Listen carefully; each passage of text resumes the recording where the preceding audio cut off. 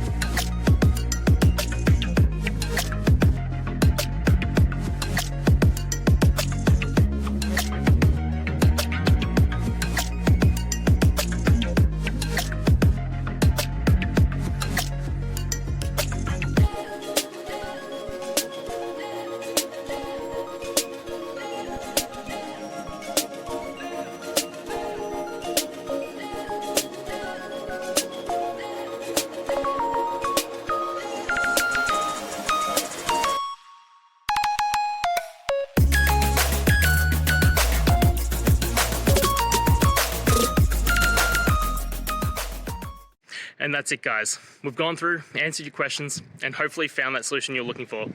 If we did, please hit subscribe. I'd really appreciate it. And until next time, I hope you have a good one.